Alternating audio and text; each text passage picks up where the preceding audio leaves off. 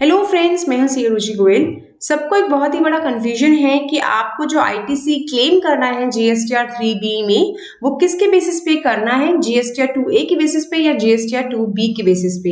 ये जानने के लिए अपन एक बार पढ़ेंगे रूल नंबर 36(4) जो आपको बताता है कि कहाँ से वो आना चाहिए, ये कितना क्रेडिट आप क्लेम कर सकते हैं। तो ये बोलता है input tax credit to be availed by registered person in respect of invoices और debit notes the details of which have not been uploaded by the suppliers under subsection 1 of section 37। 37(1) होता है जीएसटीआर 1 रिटर्न फाइलिंग का, कि जो आपके suppliers ने GSTR 1 में जो रिटर्न भरी, उसमें जो उसने इनवॉइसेस डाले, उसके shall not exceed 10% of the eligible credit available.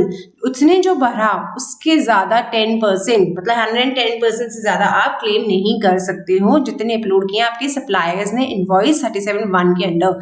37(1) होता है कि आप अपने जीएसटीआर 1 फाइल करते हो और जो उसकी ड्यू डेट्स है या तो 13th है या 11th है, जो भी ड्यू डेट आप पे एप्लीकेबल है उसके बेसिस पे आप जीएसटीआर 1 फाइल करते हो, जिसमें आप अपने सेल इनवॉइसेस दिखाते हो। तो आपके सप्लायर ने सेल दिखा दिया जीएसटीआर 1 में, वो आपके लिए परचेजेस हैं जिसपे आप आईटीसी क्लेम कर सकते हो। अब वो आपके रिफ्लेक्ट होगा 2A और 2B में।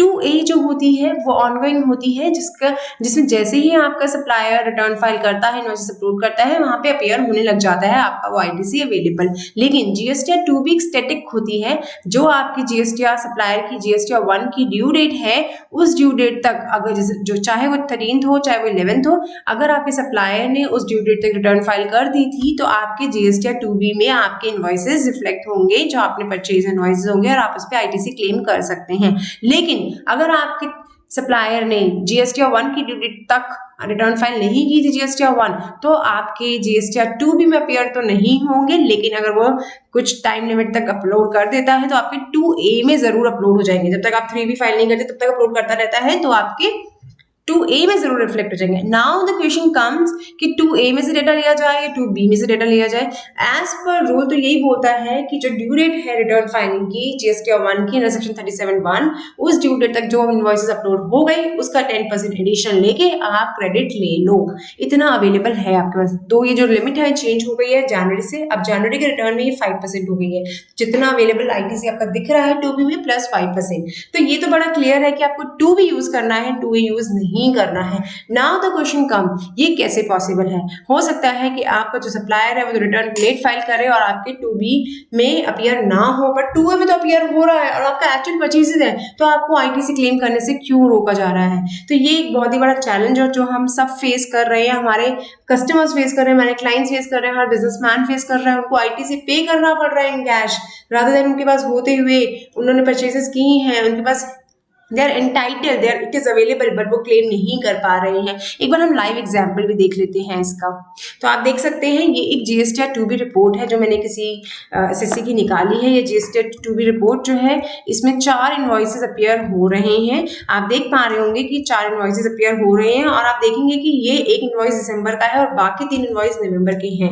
मतलब हो सकता है कि उस एसएससी के सप्लायर ने नवंबर की जो ड्यू डेट थी जीएसटीआर 1 की, उसमें रिटर्न फाइल नहीं की थी और बाद में फाइल की थी, तो वो इस बार की जीएसटीआर 2B में अपीयर हो रहे थे।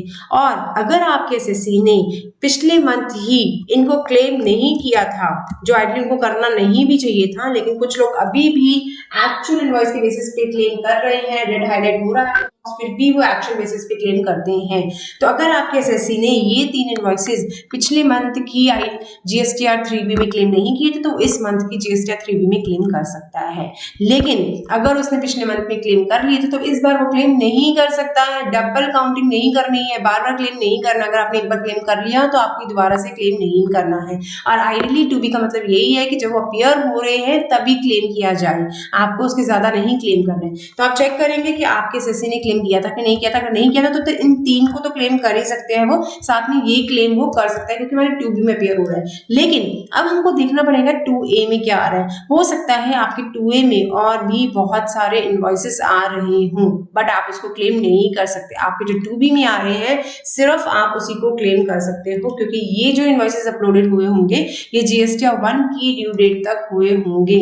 मतलब लास्ट मंथ की 13th अगर उसकी ड्यू डेट थी तो 13th के बाद से लेके अभी तक जो 12th या 13th को उसने एक्सट्रैक्ट किया रिपोर्ट, तब तक ये अपलोड हुए होंगे। तो आप यही क्लेम कर सकते हैं बस, इसके बाद पहले क्लेम नहीं कर सकते। तो 2B is the base for taking GST ITC, GST के ITC लेने का 2B ही एक बेस है, 2A नहीं है, बिल्कुल भी नहीं है। और आपको ये भी ध्यान रखना है कि पुराने जो इनवॉइसेस हैं, अगर वो इस बार उसने आपकी कस्टमर रिटर्न लेट फाइल की, अब फाइल की, और उसने अब फाइल की और अब अपीयर हुआ है, तो अब आपको उसका क्लेम लेना है। तो आप ये देख ही सकते हैं कि आप पुराने इनवॉइसेस भी क्लेम ले सकते हैं। अगर उसकी रिटर्न लेट फाइल हुई है तो जिस मंथ फाइल हुई है आप उसको ले सकते हैं। Now again a question comes कि मेरे पास तो एक्चुअल इनवॉइसेस है, मैं उसको क्लेम नहीं ले सकता, तो मैं कब लूंगा? तो जब आपका सप्लायर जो है वो अपलोड करेगा GST 1 में, तब आप उसका क्लेम लेंगे, चाहे वो इस महीने लेंगे, अगले महीने, जब भी वो अपलोड करेगा। Now again a question comes, हो सकता है कि मेरा सप्लायर तो अगले 9 मंथ्स तक अपलोड ही ना करे, सितंबर की रिटर्न तक अपलोड ना करे और वो नवंबर और दिसंबर की रिटर्न में अपलोड करें। जी हाँ, अगर वो नवंबर और दिसंबर की रिटर्न में अपलोड करता है तो आपकी जो रिटर्न में आएगी GSTR 2B वो नवंबर और दिसंबर में दिखेगा और आप तब उसे क्लेम नहीं कर पाएंगे, क्योंकि हर ITC की एक लिमिट है कि वो नेक्स्ट ईयर की सितंबर रिटर्न फाइलिंग तक क्लेम कर सकते हो, तो वो आप क्लेम नहीं कर पाओगे। बड़ा ही चैलेंजिंग सेक्शन ये इंसर्ट हुआ है, बहुत ही कॉम्प्लिकेशंस आ रही हैं, हमारे टैक्स पेयर्स जो हैं वो बड़े परेशान हैं, हमारे भी क्लाइंट्स बहुत ज़्यादा परेशान हैं, वो टैक्स पे नहीं करना चाह रहे हैं पर उनको करना पड़ रहा है क्योंकि ITC उनके पास अवेलेबल है, बट वो यूटिलाइज नहीं कर सकते हैं क्योंकि उनके सप्लायर्स ने टाइमली रिटर्न फाइल नहीं की थी, इनवॉइस टाइमली अपलोड नहीं किया था। अगेन बहुत ही चैलेंजिंग सिचुएशन है, बट हम सबको ये मानना पड़ेगा और लेना पड़ेगा। तो आप देखिएगा कि आप जब भी ITC क्लेम कर रहे हैं तो बड़ी सोच समझ के ध्यान से करिए, क्योंकि इसके रेपरकशंस भी आपको पता है। अगर आपने ज्यादा ITC क्लेम किया 10% से ज्यादा दिसंबर मंथ के लिए, तो आपका बॉक्स तो रेड होगा ही होगा, आपको नोटिस आने के चांसेस हैं। और जैसे कि मैंने आपको नोटिफिकेशन नंबर 94 में बताया था कि नया जो रूल्स इंसर्ट हुए उसके अकॉर्डिंग अगर आप ज्यादा क्लेम करते हो ITC जो आपको लेना चाहिए और जो आपके GST 1 में दिख रहा था उससे ज्यादा, तो आपका जो ITC है वो उसकी वजह से आपका GST रजिस्ट्रेशन सस्पेंड हो सकता है, कैंसिल हो सकता है। तो काफी सावधानी बरतनी पड़ेगी, बहुत ही चैलेंजिंग सिचुएशन है, बिल्कुल भी सपोर्टिव नहीं है ये वाली नया 36(4) का जो लगना स्टार्ट हो गया है, बिल्कुल भी सपोर्टिव नहीं है, बिल्कुल कोई काम का नहीं है रूल, सबके लिए प्रॉब्लमेटिक इशू आ गया है, सबको पुराना रिकॉन्सिलेशन भी करना पड़ेगा। हो सकता है कुछ इनवॉइसेस अब अपलोड हुए हो जिनका क्लेम आप ऑलरेडी अक्टूबर नवंबर से पहले भी ले चुके हो और वो अब अपलोड हुए हो, तो आपको ध्यान रखना है कि दोबारा से आप क्लेम नहीं कर सकते हो। तो बड़ा ही इंपॉर्टेंट सेक्शन है। अब बहुत ही बड़ा चेंज आया है GST 3B फाइलिंग में, इसको रिटर्न फाइलिंग से पहले 10 बार देखिएगा, समझिएगा और फिर एनालाइज करके रिकॉन्सिलेशन प्रिपेयर करके फिर ही अपलोड कीजिएगा। नाउ अब आपको ये ध्यान रखना है कि आपको नोटिस आता है, अगर जस्ट इन केस आ जाता है, आप गलत अपीयर कर देते हैं, आप एक्चुअल बेसिस पे कर देते हैं, तो क्या होगा? तो आप अपना एक बेस तैयार रखिए, अपनी कैलकुलेशंस को रेडी रखिए, किस बेसिस पे आपने GST इनपुट लिया है आपको वो दिखाना पड़ेगा। अगर ये बिल्कुल वैलिड होगा कि हाँ आपके पास था अवेलेबल, पुराने मंथ का था, जैसे कि पुराने मंथ का है, मैंने पुराने मंथ में नहीं लिया तो मैं इस मंथ में ले सकती हूँ, तो ये अगर इस तरह की सिचुएशन है तो आप इसको दिखा सकते हैं और आप क्लेम कर सकते हैं। अगर नोटिस भी आएगा तो भी कोई दिक्कत नहीं आएगी, बट कैलकुलेशन बिल्कुल रेडी रखिए अपनी। GSTR 3B में बहुत ही बड़ा चेंज आया है कि आपको जो इनपुट लेना है वो 2B से लेना है और प्लस 10% आप ले सकते हो दिसंबर मंथ के लिए। तो ये चेंज अप्लाई हो चुका है, अप्लाई होने के बाद इसमें चैलेंजिंग सिचुएशंस आ रही हैं, तो इसको बड़ी ध्यान से फाइल कीजिए। ये बहुत इंपॉर्टेंट आपके साथ मैंने शेयर किया, और भी इंपॉर्टेंट अपडेट मैं आपके साथ शेयर करती रहूंगी, इसलिए आपके साथ इसी के लिए आपको हमारे साथ जुड़े रहना होगा, हमारे चैनल को सब्सक्राइब करना होगा।